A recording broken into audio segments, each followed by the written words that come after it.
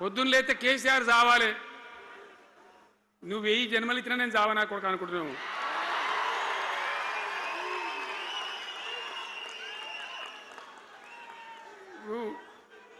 ఉట్టి మీద దాచిపెట్టిరు, మన ఇళ్ళలో దాతారు కదా, ఏది ఉట్టి ఉట్టి అని ఉంటుంది. ఇప్పుడు మీకు తెలుసో లేదో కానీ ఇప్పుడు ఈ మధ్యలో ఫ్రిడ్జ్లు మోపోయిన మునుపు ఉట్టి అనేది ఉంటుండే. ఎండిపోయిన చేపలోకి నీ రొయ్యలో అవి ఉంటే వరుగులు ఉంటే దాంట్లో పెడుదురు. పిల్లికి అందదా ఉట్టి, కింద కూసుకొని శాపం పెడతా ఉంటుంది, ఈ తెగాలే పడాలి తెగాలే పడాలి. పిల్లి శాపానికి ఉట్టి తెగుతుందా? మరి ఈ విధవలు కేసీఆర్ చావాలంటే కేసీఆర్ చస్తాడా? మీ దీవెన మీ ఆశీర్వచనం ఉంటే జీవన్ రెడ్డి గారు అన్నాడు, నాకు 75 ఏంటి వచ్చినాయి జీవన, నేను చెప్తున్నా నాకు కూడా 72 వచ్చినాయి. నీ వెనకనే నేను కూడా లైన్లోనే ఉన్నా. నేను ఒక్కటే మాట చెప్తున్నా, ఇక మా దేశభక్తి శ్రీనివాసేమో నాకు ఇంత పెద్ద కట్ట రాసి ఇచ్చాడు, నువ్వు మాట్లాడాలి ఇవన్నీ అని. అవన్నీ కాదు, ఇక్కడ దరిద్రం పోయేదాకా ఇక్కడ టాప్ టు బాటం అన్ని వర్గాల ప్రజలు ఇది మా తెలంగాణ, మేము గర్వంగా బతుకుతాం, సంతోషంగా బతుకుతాం, అన్ని వర్గాల ప్రజలు తలెత్తుకొని వచ్చేదాకా మనం సేవ చేయాల్సిందే, చివరి శ్వాస దాకా కూడా చేయాల్సిందే, తప్పనే తప్పదు. బ్రహ్మాండంగా ముందుకు తీసుకొని పోవాలి. మీరు కూడా నాకు 75 వచ్చిందే కాదు, ఇవాళ మీరు 50-25 ఏళ్ళు తగ్గిపోయింది మీ వయసు. అంత యువకునిలాగా అంత ఉత్సాహంగా ముందుకు దూసుకొని పోదాం. తెలంగాణ ఎట్లా మంచి దాని సంగతి చూద్దాం. ఇప్పుడు అన్నీ ఒక పొదరిల్లాగా చేసినాం. కరెంటు చక్కగా ఉండేనా కేసీఆర్ రాకముందు? కరెంటు ఉండేనా? కేసీఆర్ ఉన్న రోజులు మంచిగా ఉండేనా? మరి మళ్ళీ ఇప్పుడు ఏం రోగం వచ్చే, ఏం బీమారు వచ్చే? కరెంటు కాకెత్తుకొని పోయిందా? ఆనాడు 7000 మెగావాట్లుంటే ఒక ఏడాది లోపల మంచిగా చేసి 24 గంటల కరెంట్ ఇచ్చినాం, ఒక క్షణం కూడా పోకుండా. ఎప్పుడైనా రిపేర్ అవుతుంది తప్ప, టెక్నికల్ ప్రాబ్లం అవుతుంది తప్ప పోకపోతుండే, అంత మంచి పవర్ సప్లై చేసినాం. దాని తర్వాత యాదాద్రి, భద్రాద్రి ఇంకా చాలా కొత్త సబ్స్టేషన్లు నిర్మాణం చేసినాం, జనరేటింగ్ స్టేషన్లు పెట్టినాం, 20,000 మెగావాట్లకు తీసుకొని పోయినాం. ఏది దరిద్రులకు రాజ్యం అప్పయ్యే ముందు 20,000 మెగావాట్లకు తీసుకొని పోయినాం. మరి ఏం రోగం వచ్చింది, ఏం బీమారు వచ్చింది, ఎందుకు ఇబ్బంది పెడుతున్నారు? అనేక చోట్ల రైతుల పొలాలు ఎండుతున్నాయి, పేపర్లలో ఫోటోలు వస్తున్నాయి, టీవీలలో వస్తున్నాయి, జనం ఏడుస్తున్నారు. ఎందుకు ఈ బాధ కలుగుతూ ఉంది? ఇది ఆషామాషి వ్యవహారం కాదు, ఇది జీవన్మరణ సమస్య, మన బతుకు తెరువు సమస్య. ఓట్లు వేసేటప్పుడు నేను సిల్కలకు చెప్పినట్టు చెప్పిన, ఉల్టా పల్టా ఎటుపడతాడు వేయకుండా దెబ్బతింటారని చెప్పిన. నా మాట ఇన్నోడు ఇన్నలే. ఇప్పుడు ఏమైంది, ఏం జరుగుతుంది? ఆ రోజు నేను చెప్పిన, వీళ్ళు కనుక గెలిస్తే ఈ దుర్మార్గులు, వీళ్ళ గుండె లోపల తడి లేదు, వీళ్ళు రైతు బంధుకు రామ్ రామ్, దళిత బంధుకు జై భీమ్. అయిందా? అట్లే పక్క ముచ్చట ఇది. ఇక ఇవాళ ఇప్పుడు జీవన్ రెడ్డి గారు చెప్పిండు, కాంగ్రెస్ వాళ్ళు సభ పెట్టినాడు, కాటారంలో బుడరంలో పెట్టినాడు, ఆడ పైసలు ఎత్తారట. ఇది ఒక్క తేపకేసే రైతు బంధు నెలకోకిస్తా, ఎకరానికా అంటే 2 నెలలకు ఒక ఎకరానికి అంతేనా? 6,000 వేసినాం, మా అంతా సిపాయిలేరని బొచ్చ కొట్టుకుంటాను. ఆనాడు ఎట్లా పడేది రైతు బంధు? 10 రోజుల గ్యాప్లో మొత్తం రైతులకు వచ్చేసింది. టంగ్ మన సెల్ ఫోన్ మోగుతుండే, మంచిగా టింగున పోయి బ్యాంకుకి వెళ్ళి తెచ్చుకుంటుండే. ఎక్కడ పోయి మరి ఏం మాట్లాడిండ్రు? ఉరుకుని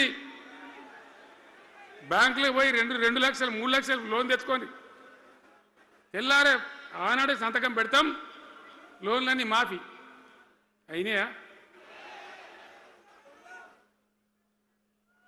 ఇట్లా అడ్డగోలు నోటికొచ్చిన మాటలు చెప్పి, ఇష్టం వచ్చిన కథలు చెప్పి అర్రాసు పాట పడినట్ట. కేసీఆర్ 10,000 ఇస్తాడా మేము 15 ఇస్తాం, పింఛన్లు 2,000 ఇస్తాడా మేము 4,000 ఇస్తాం, వికలాంగులకు 4,000 ఇస్తాడా మేము 6,000 ఇస్తాం అనే వరకల్లా మన వాళ్ళు మోసపోయారు.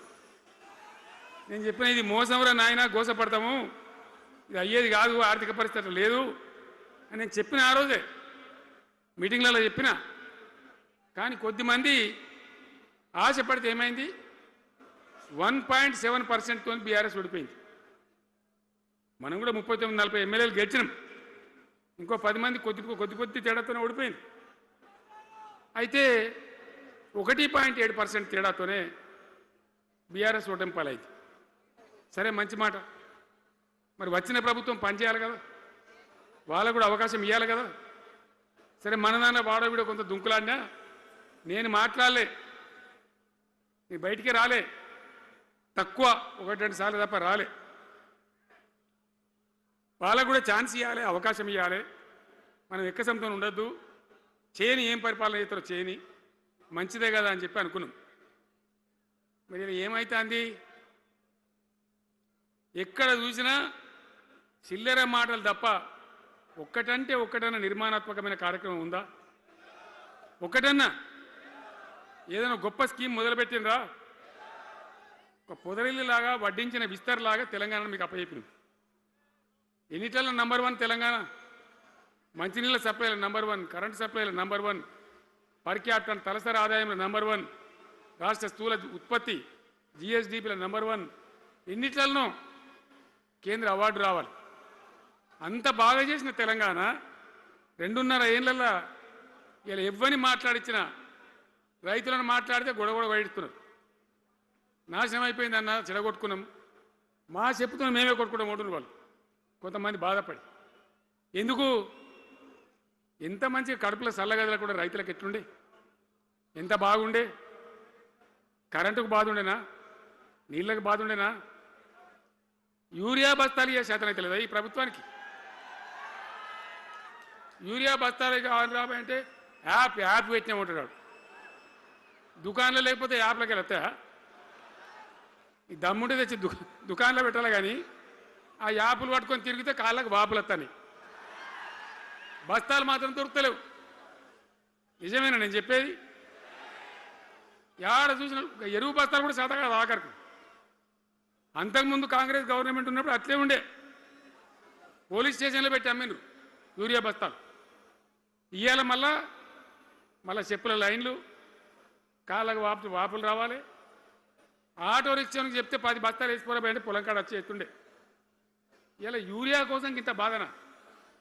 ఇది ఎంత అసమర్థమైన ప్రభుత్వం, ఎంతగాని శాతగాని ప్రభుత్వం. అన్నిటికీ బాధనే కదా. బంగారం లాగున్న రైతులు ఎంత ఆనందంగా ఉండే, వానాకాలం పంటలు పండితే తడిసిన ధాన్యం కాడికెళ్ళి కొని మొత్తం బ్రహ్మాండంగా రైతులకు డబ్బులు బ్యాంకులు వేసేది, మధ్య దళారు లేకుండా. మా గంగుల కమలాకర్ వేసేది, చేయి మీద కూర్చున్నాడు సివిల్ సప్లైస్ మినిస్టర్గా, కొట్లాడి తీసుకుపోయి వేసేది. రైతులకు ముందుగా పోవాలి, వాళ్ళు పోయి మళ్ళీ సెకండ్కి పని చేసుకోవాలి. ధాన్యం అమ్మిన డబ్బులు వచ్చేది, ఇటు రైతు బంధు పైసలు వచ్చేది. రైతులు మోతాదు లేకుండ్రి, మంచిగా పనిచేసుకున్నారు. ఇప్పుడు ఏమైంది? ఎరువు అనే యాపు, రైతు బంధు కోసం మొగులు చూడాలా, అది నెలకో ఎకరానికి వస్తుంది. ఇప్పుడు జగిత్యాల కేసీఆర్ సభ అంటే మళ్ళీ ఇలా పైసలు విడుదలన్నట్టు. రైతు బంధు రావాలంటే మళ్ళీ సభ పెట్టన్నా ఏంది? 3వ కిస్తీ రావాలంటే మళ్ళీ ఏమన్నా కేసీఆర్ సభ పెట్టాలి ఇక, అంతేనా? ఇది ప్రభుత్వమా? ఒక 75,000 కోట్లు ఇచ్చినాం మనం రైతులకు, 75,000 కోట్లు. మా పల్లరాజశేఖర గారు ఉండే ఊరుడు ఎక్కడున్నాడు, ఇగో ఈయనప్పుడు రైతు బంధు అధ్యక్షుని ఉండే రాష్ట్రానికి, ఎమ్మెల్యేగా లేకుండే ఈయననే నిలబడేపించింది. 73,000 కోట్ల పైచీలకు డబ్బులు అనాయాసంగా సునాయాసంగా రైతు ఖాతాలకు పంపించింది. ఇప్పుడు ఏం రోగం వచ్చింది, ఏం బీమారి వచ్చింది? అచ్చా ఇంకో మాట మీరు నాకు చెప్పాలి.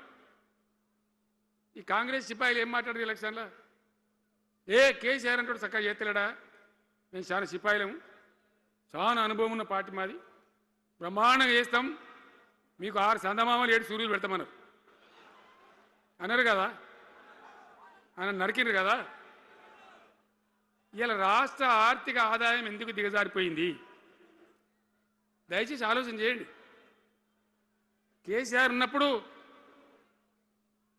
రియల్ ఎస్టేట్ ఎట్లా ఉండే, రైతుల భూముల ధరలు ఎట్లుండే, హైవే పక్కకుంటే 2 కోట్లు 3 కోట్లు, డాంబర్ రోడ్ పక్కకుంటే ₹1,00,00,000 ధీమా ఉండే రైతులకు. ఇంట్లో అమ్మాయిందిరా పెళ్లి అంటే పావడంత అమ్మి చేత పోవా, వాళ్ళ దగ్గర అమ్మి చేత బిల్డింగ్ కట్టుకుంటా. ఈరోజు అమ్మేటోడు ఉన్నాడు కానీ కొనేటోడు లేడు. నిజమేనా ఈ మాట?